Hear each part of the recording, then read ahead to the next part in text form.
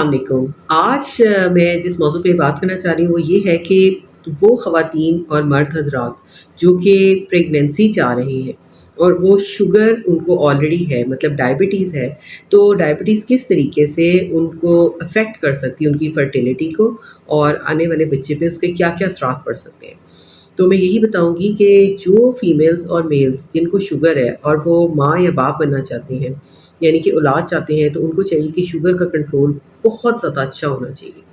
اور اس ساری سچویشن میں HbA1c ایک ٹیسٹ ہے جو کہ بتاتا ہے کہ آپ کا لاسٹ 2 منتھس کا شوگر کا کنٹرول کتنا اچھا رہا ہے، تو اس کی ویلیو 6 سے کم ہونی چاہیے۔ اور فاسٹنگ شوگر بہت امپورٹنٹ ہے، نارمل لمٹس میں ہونا چاہیے، 100 سے کم ہونی چاہیے وہ ویلیو۔ تو کیونکہ جب آپ کو شوگر ہے تو اس ساری سچویشن کے اندر فیمیلز کے اوپر اس کا بہت برے اثرات پڑتے ہیں۔ ایک تو انڈا بنانے کی صلاحیت جو ہے وہ کم ہو جاتی ہے، دوسرا جو انڈا بنتا ہے اس میں بناوٹی نقص ہوتے ہیں، اور اگر اس کے ساتھ حمل ٹھہر بھی جاتا ہے تو جو حمل ہے وہ آگے نہیں چلتا، ان کنٹرول ڈائبٹیز کی وجہ سے ابارشن ہونے کے چانسز بڑھ جاتے ہیں، اور حمل اگر آگے چلے تو اس کے ضائع ہونے کے بہت زیادہ چانسز ہوتے ہیں، اور 9 منتھ تک پہنچتے پہنچتے بچے میں کئی گنا ڈیفیکٹس کے چانسز بڑھ جاتے ہیں۔ اس کا جو ہے بینائی وہ متاثر ہو سکتی ہے،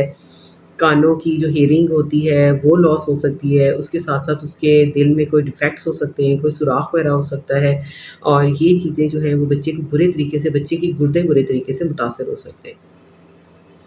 اور جو مائیں چاہتی ہیں کہ ان کو جو فیمیلز چاہتی ہیں کہ وہ ماں بن سکیں، تو اس سچویشن میں ان کو طرح طرح کی انفیکشنز ہونے کے چانسز ہوتے ہیں، وہ بھی بچے کی صحت کو برے طریقے سے متاثر کرتے ہیں، یا تو حمل ہونے نہیں دیتے، اور اگر حمل ہو جائے تو اس کو چلنے ہی نہیں دیتے، اور اگر ایبارشن نہیں ہوتا اور بچہ پیدا ہوتا ہے تو اس میں بہت طرح کے بناوٹی نقص ہو سکتے ہیں۔ اس ساری سچویشن کے اندر سب سے امپورٹنٹ چیز ہے کہ فیمیلز کی شوگر مکمل طور پہ کنٹرول ہونی چاہیے۔ اب اس کے ساتھ ساتھ مرد حضرات جو ہیں ان میں شوگر کے کیا افیکٹس آتے ہیں، اس میں یہ ہے کہ جو ان کے اسپرم کاؤنٹس ہیں وہ کم ہو سکتے ہیں، اب نارمل اسپرمس زیادہ ہوتے ہیں، اور اسپرمس کی جو موٹیلیٹی ہوتی ہے، فارورڈ پروگریشن، وہ برے طریقے سے متاثر ہوتی ہے۔ یہ ساری پرابلمس جو ہے اس کے ساتھ اول تو حمل ٹھہرنے میں آسانی نہیں ہوتی، مشکل سے حمل ٹھہرتا ہے، اور اگر ان کیس حمل ٹھہر بھی جائے تو ڈیفیکٹڈ بچہ ہو سکتا ہے، نقص والا ہو سکتا ہے، وہ ضائع بھی ہو سکتا ہے،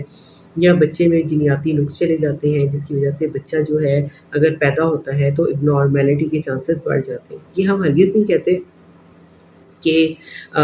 یعنی کہ اگر آپ کو شوگر ہے تو آپ کے بچے نارمل پیدا ہوں گے، یا سارے بچے جو اگر پریگنینسی ہوتی ہے تو ابارشن میں لینڈ کریں گے، لیکن یہ چانسز عام جو صحت مند خواتین ہیں، صحت مند مرد حضرات ہیں، ان سے اس کے چانسز کئی گنا زیادہ ہیں۔ تو ماں اور باپ جو بننا چاہتے ہیں ان کو چاہیے کہ اگر ان کیس ان کو کسی بھی وجہ سے ڈائبٹیز ہو چکی ہے، آلریڈی ڈائبیٹک ہیں، بچپن سے ڈائبیٹک ہیں، یا جوانی میں ان کو ڈائبٹیز ہوئی ہے، تو اپنی ڈائبٹیز کا کنٹرول پراپر ڈائبٹولوجسٹ سے، اینڈوکرائنالوجسٹ سے اپنا یہ کنٹرول کرائیں، تو پھر پریگنینسی جو ہے وہ پلان کریں، اور تاکہ ان کو جو ہے صحت مند جو اولاد ہے وہ ان کو نصیب ہو۔ Thank you very